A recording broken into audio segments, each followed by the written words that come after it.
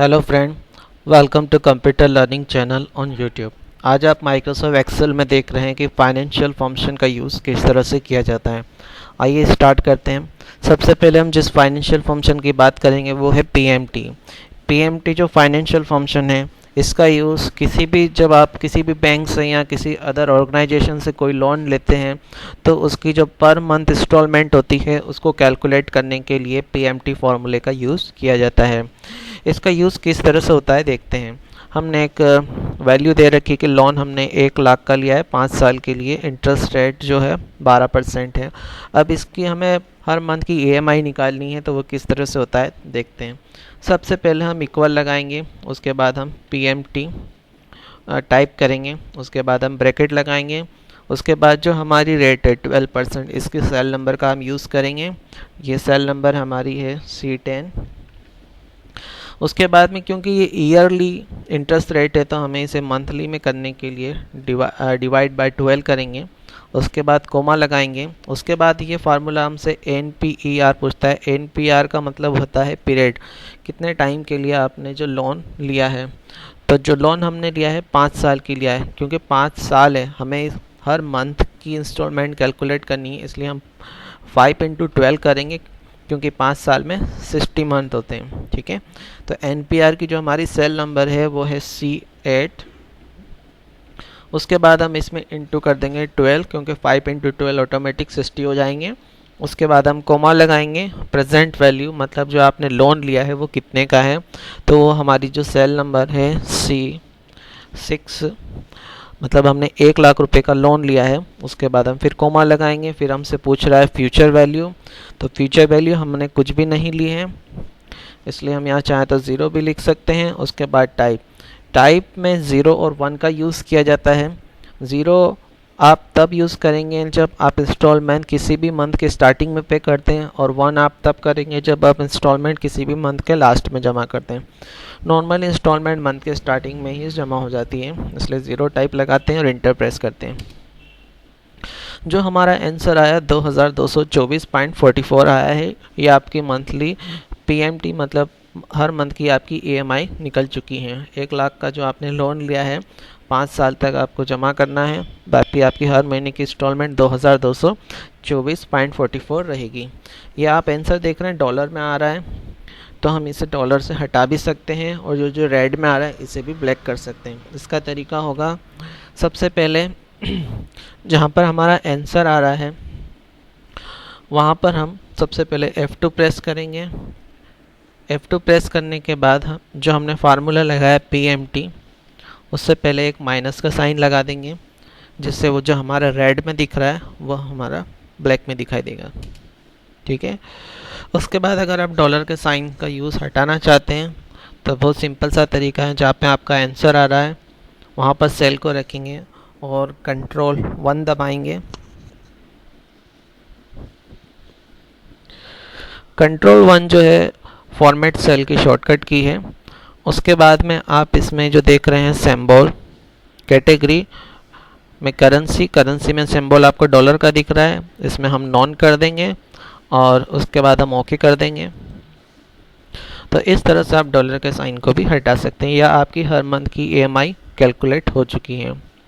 तो इस तरह से पीएमटी फार्मूले का यूज़ हर मंथ की इंस्टॉलमेंट को कैलकुलेट करने के लिए किया जाता है। नेक्स्ट हम देख रहे हैं formula future value. Future value मतलब फ्यूचर में हमारे अमाउंट की वैल्यू क्या होगी कैलकुलेट करने के लिए किया जाता है। ये हम दो तरीके से फ्यूचर वैल्यू कैलकुलेट कर सकते हैं। एक तो होता है कि हम मंथली कुछ पैसा जमा करते हैं किसी भी बैंक में या किसी भी ऑर्गेनाइजेशन में, और हमें ये पता लगाना होता है कि फ्यूचर में कितना हमारा अमाउंट होगा, तो हम इजीली कैलकुलेट कर सकते हैं। और एक होता है बैंक में या कहीं पर भी कि हम फिक्स डिपॉजिट कराते हैं एक प्रॉपर ईयर्स के लिए, और फ्यूचर में हमारी वो अमाउंट कितनी होगी ये भी हम आसानी से कैलकुलेट कर सकते हैं। तो सबसे पहले देखते हैं कि अगर हम मंथली सेविंग बेस पे करते हैं तो हमारी फ्यूचर वैल्यू कितनी होगी। यहाँ पर मैंने कुछ डिटेल पहले से रेडी करके रखी है, जिसमें हमने बताया है कि जो हमारी मंथली सेविंग है हम अगर बैंक में 1000 रुपये हर महीना जमा करते हैं और 20 साल तक अगर जमा करते हैं और बैंक का इंटरेस्ट रेट 8% है, तो फ्यूचर में हमारी वैल्यू क्या होगी ये हम आसानी से निकाल सकते हैं। इसको निकालने का तरीका सबसे पहले इक्वल, उसके बाद हम एफ पी टाइप करेंगे, उसके बाद हम ब्रैकेट लगाएंगे। सबसे पहले हमसे पूछ रहा है रेट मतलब दर होता है जो 8% है। जो हमारी सेल नंबर हम देख लेते हैं किस सेल में हमने लिखा है D25, ये हमने D25 में लिखा है, D कॉलम और 25 नंबर की रो, तो इसलिए हमने D25 को लिखा है। उसके बाद में क्योंकि ये इंटरेस्ट रेट ईयरली बेस होती है तो हमें इसे मंथली करने के लिए डिवाइड बाय 12 करेंगे। उसके बाद कोमा लगाएंगे। उसके बाद हमसे पूछ रहा है NPER मतलब नंबर ऑफ पीरियड,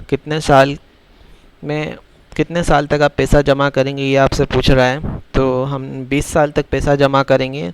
तो जो हमारी सेल नंबर है ये D22 में हमने लिख रखा है 20, इसलिए हम उस सेल नंबर का यूज़ करेंगे। उसके बाद में चूँकि ये ईयर में लिखा हुआ है कि 20 साल तक, तो हमें इसे मंथली में करने के लिए इनटू बाय 12 करेंगे, ठीक है। उसके बाद हम एक कोमा लगाएंगे। फिर हमसे पूछता है PMT मतलब हर मंथ आप कितने जमा करेंगे, तो हर मंथ हम करेंगे 1000। तो 1000 जो हमने लिखा है वो हमारे D19 नंबर के सेल में लिखा है, इसलिए हम उस सेल का यूज़ करेंगे। उसके बाद हम एक कोमा लगाएंगे। प्रेजेंट वैल्यू अभी हमारी कुछ भी नहीं है, ठीक है। उसके बाद हम एक और कोमा लगाएंगे। उसके बाद में हम टाइप इसमें 0 करेंगे क्योंकि हर महीने की स्टार्टिंग में बैंक में पैसा जमा कर देंगे। उसके बाद हम इंटर देंगे। देखिए जो हमारा आंसर निकल के आया है 5,89,020 पैसे। ये हमारे 20 साल में हमारी वैल्यू होगी अगर हम 1000 रुपये हर महीने जमा करेंगे तो, ठीक है। और इंटरेस्ट रेट हमारा है 8%, ठीक है। तो ये तो हमारी एक कंडीशन हो गई कि हम हर महीने अपना अमाउंट जमा करेंगे और फ्यूचर में हमें 20 साल में हमारी जो पैसों की वैल्यू होगी 5,89,020.42 पैसे होगी। अब दूसरा तरीका होता है फ्यूचर वैल्यू कैलकुलेट करने का कि आपके पास कोई पहले से अमाउंट रखा है और आप बैंक में फ़िक्स डिपॉजिट करते हैं, चाहे वो 2 साल हो 10 साल हो, कितने भी टाइम के लिए आप कर सकते हैं। तो ये अगर आपको कैलकुलेट करना है कि फ्यूचर में मतलब 2 साल या 5 साल कितने भी साल में आपकी वैल्यू क्या होगी आपके पैसों की, तो ये भी आप फ्यूचर वैल्यू से इजीली कैलकुलेट कर सकते हैं। इसका तरीका क्या होगा, सबसे पहले आप इक्वली लगाएंगे, उसके बाद आप F लिखेंगे, उसके बाद आप ब्रैकेट का यूज़ करेंगे। उसके बाद में जो रेट है आपकी 8%, ये हमारा जो कॉलम है H कॉलम और 25 नंबर की रो है, इसलिए हम H25 इसमें टाइप करेंगे। उसके बाद कोमा लगाएंगे। NPR का मतलब हमसे समय पूछ रहा है, क्योंकि हमने ईयरली हम इसमें कैलकुलेट कर रहे हैं इसलिए हमें डिवाइड बाय 12 या इंटू 12 करने की कोई रिक्वायरमेंट नहीं है। इसमें NPR जो है हमारा 2 आएगा। H22 जो सेल नंबर में लिखा गया है H कॉलम और 22 नंबर की रो में, इसलिए हमने H22 को लिखा है। उसके बाद हम कोमा लगाएंगे। हम कोई हर मंथ जमा नहीं कर रहे हैं PMT, इसलिए हम यहाँ कुछ भी नहीं लिखेंगे, और चाहे तो हम 0 लिख सकते हैं, कुछ नहीं लिखें तो आप। उसके बाद एक और कोमा लगाया। उसके बाद आपसे फार्मूला पूछ रहा है प्रेजेंट वैल्यू मतलब वर्तमान में अभी आप कितने पैसे है आपके पास। तो हमने 50,000 क्योंकि फिक्स डिपॉजिट जमा कर रहे हैं, तो जो हमारी सेल नंबर है H19 हम उसका यूज़ करेंगे। हम चाहें तो सेल नंबर का यूज़ कर रहे हैं, हम चाहें तो टाइप भी कर सकते हैं, पर ज़्यादा इजीली सेल पे वर्क करना होता है, क्योंकि हम जब फिगर मॉडिफाई करते हैं तो हमारा आंसर भी मॉडिफाई होता है, ठीक है। उसके बाद हम कोमा लगा रहे हैं। उसके बाद हमने इसमें टाइप 0 यूज़ किया है और हम इंटर प्रेस कर रहे हैं।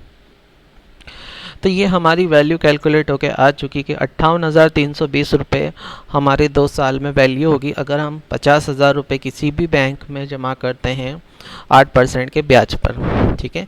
तो ये 2 अलग अलग कंडीशन होती हैं फ्यूचर वैल्यू निकालने की, कि एक अगर हम मंथली जमा करते हैं और फ्यूचर में देखना चाहते हैं कि वैल्यू क्या होगी, एक तरीका होता है फिक्स डिपॉजिट करके, तो ये दोनों तरीके से हम फ्यूचर वैल्यू कैलकुलेट कर सकते हैं। नेक्स्ट जो हमारा फॉर्मूला हम देखने जा रहे हैं फाइनेंशियल फंक्शन में, वो है प्रेजेंट वैल्यू। जो प्रेजेंट वैल्यू होती है हम तब कैलकुलेट करते हैं जब हमें ये मालूम होता है कि हमारी फ्यूचर वैल्यू क्या होगी।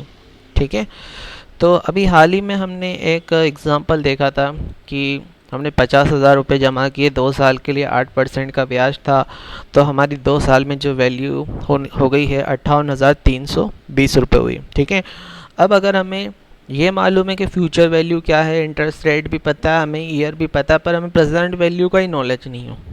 ठीक है, या फिर कोई आपको कहता है कि आपको 58,320 रुपये मिलेंगे। ठीक है, 8% आपका ब्याज दर है 2 साल के लिए। तो अगर आपको कैलकुलेट करना है कि प्रेजेंट वैल्यू कितनी है, तो हम प्रेजेंट वैल्यू फार्मूले के थ्रू कर सकते हैं।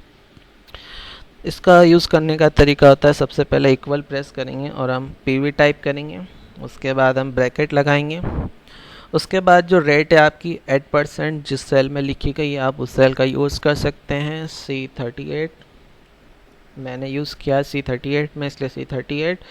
उसके बाद हम एक कोमा लगाएंगे। NPR मतलब होता है टाइम, तो टाइम है 2 साल, इसलिए ये जो सेल नंबर यूज़ की गई है C40 हम यूज़ कर लेते हैं। उसके बाद में हम कोमा लगाते हैं। PMT हम मंथली नहीं जमा कर रहा है हमने कुछ भी, कोमा लगाते हैं। उसके बाद में जो फ्यूचर वैल्यू आपसे पूछ रहा है, तो फ्यूचर वैल्यू में आप ये जो फ्यूचर वैल्यू आपकी कैलकुलेट हो गई आई थी 58,320, हम उसी पे ट्राई करके देख रहे हैं। तो ये जो सेल नंबर में लिखा है मैंने C36 में मैं यूज़ कर लेता हूँ C36, जिसमें 58,320 रुपये लिखे गए हैं। उसके बाद इसमें कोमा लगाकर मैं इसमें टाइप डाल देता हूँ 0 और ब्रैकेट बंद करते हैं और इंटर प्रेस करते हैं। ये देखिए आपकी वैल्यू कितनी निकल के आ गई, 50,000। ये ठीक बिल्कुल अपोजिट आपको बता रहा है किसी भी फिक्स डिपॉजिट करने पर। जैसे ही आपके सामने मैंने बताया कि फ़िक्स डिपॉजिट आप 50,000 जमा करते हैं 2 साल के लिए, 8% की ब्याज दर है, तो आपके इतने पैसे हो जाएंगे 58,320 रुपये। अगर इसका उल्टा चेक करना हो तो 58,320 रुपये फ्यूचर वैल्यू है, 8% ब्याज दर है, दर आपकी 2 साल के लिए आप जमा करते हैं, तो प्रेजेंट वैल्यू कितनी कैलकुलेट होगा आ गई 50,000। तो इस तरह से हम प्रेजेंट वैल्यू भी कैलकुलेट कर सकते हैं ईज़िली तरीके से।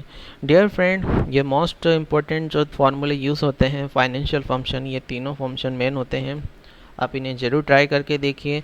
अगर आपको वीडियो अच्छी लगती है तो प्लीज़ सब्सक्राइब करिए ताकि आने वाली वीडियो को भी आप अच्छी तरह से सीख सकें, एंड प्लीज़ शेयर करिए ताकि अपने फ्रेंड को आप ज़्यादा से ज़्यादा आप भी नॉलेज दे सकें किसी भी चीज़ के लिए। Thank you for watching computer learning channel on YouTube.